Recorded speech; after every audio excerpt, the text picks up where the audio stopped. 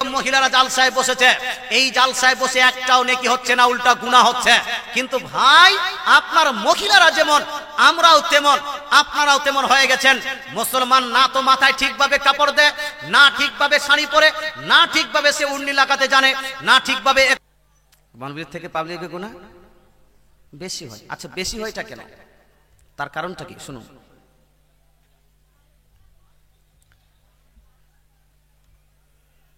আমরা মুসলিম ব্যক্তি, আমরা নিজেকে মুসলমান বলি। মুসলমানের জন্য অনেকগুলো জিনিস ফরজ আছে। ওই ফরজের মধ্যে একটা ফরজ হলো জ্ঞান অর্জন করা। কি করা ভাই? জ্ঞান অর্জন করা। আমরা যা কিছু কাজ করছি, যা কাজ করি, আমি যদি বিজনেস করি তো বিজনেস সংক্রান্ত জ্ঞান আমাকে অর্জন করতে হবে। আমি যদি ধানাবাদ করি তো ধানাবাদ সংক্রান্ত আমার জানা জ্ঞান অর্জন করতে হবে। আমি যদি টমাটার লাগাই তো টমাটার প্রসঙ্গে আমাকে জ্ঞান অর্জন করতে হবে, ইসলামের টমাটার প্রসঙ্গে বিধানটা কি আছে।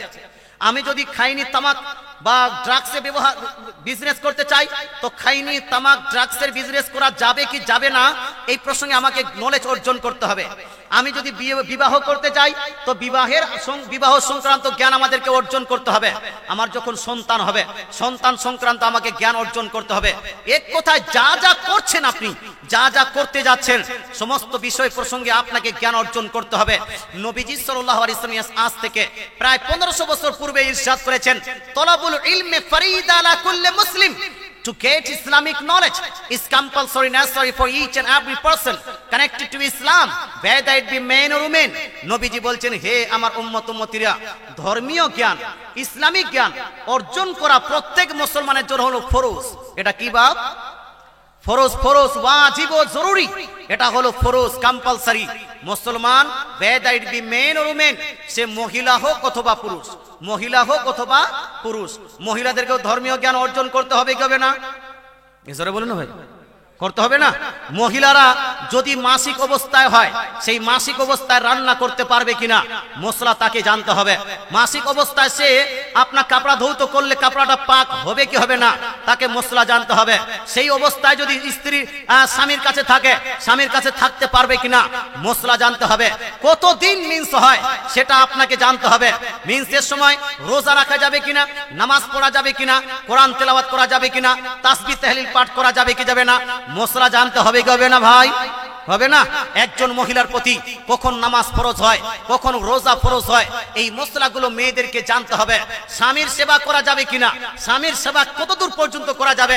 একজন আপনার স্ত্রী, একজন বহু নিজের শ্বশুরের হাত পা টিপে দিতে পারবে কি পারবে না, শাশুড়িকে গোসল দিতে পারবে কি পারবে না, শ্বশুরের কাছে গিয়ে তার মাথা মালিশ করে দিতে পারবে কি পারবে না, তার নিজের দেওরের কাছে গিয়ে আপনার মাথা আপনার ওপেন করতে পারবে কি পারবে না, ভাসুরের কাছে মাথা ওপেন করতে পারবে কি পারবে না।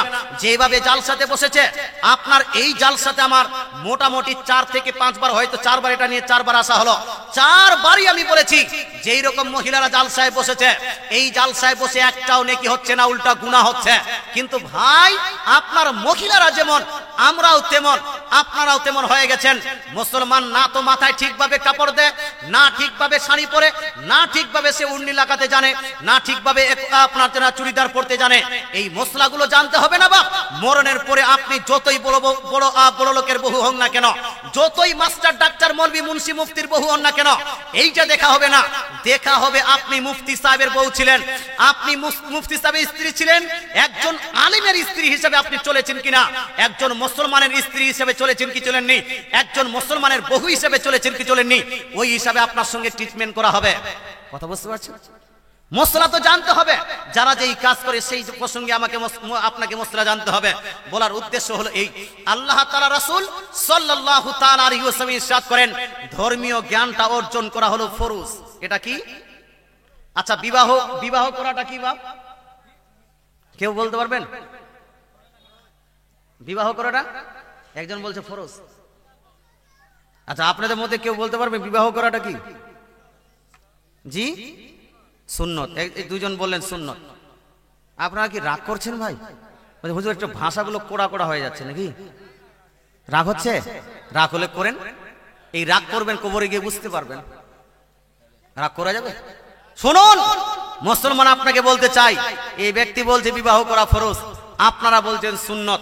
ধর্মীয় জ্ঞান অর্জন করা ফরজ, আর বিবাহ করাটা সুন্নত। বিবাহ করাটা কি সুন্নত? সুন্নত বড় না ফরজ বড়, কোনটা জোরে বলুন? ফরজটা বড়, সুন্নতটা ছোট। ভালো তো জ্ঞানী আছে আপনারা। তাহলে বুঝা গেল জ্ঞান অর্জন আগে, বিবাহটা এজন্য না, বিবাহটা পরে। জ্ঞান অর্জন আগে, বিবাহটা পরে। কিন্তু আমরা কি সেটা করি? বা আমরা বিবাহ আগে করি, তালাক আগে দিই, তালাক প্রসঙ্গে মশলা পড়ে যায়। বিবাহ আগে করি, তারপর বিবাহটা হয়েছে কি হয়নি ওই মশলাটা পরে জানতে যাই। আমরা 3 তালাক ফটাফট ধড়াধড় করে দিয়ে দিলাম।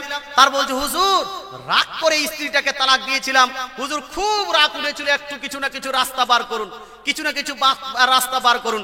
বলে না, এই যে আমার কিছুদিন আগে বীরভূমের একজন ছেলে, এই 2-3 দিন আগে এক ছেলে আমাকে ফোন করলো, হুজুর রাগ করে আমার স্ত্রীকে 3 তালাক দিয়ে দিয়েছি, কোনো রাস্তা আছে কি নাই? আমি বললাম না, নাই।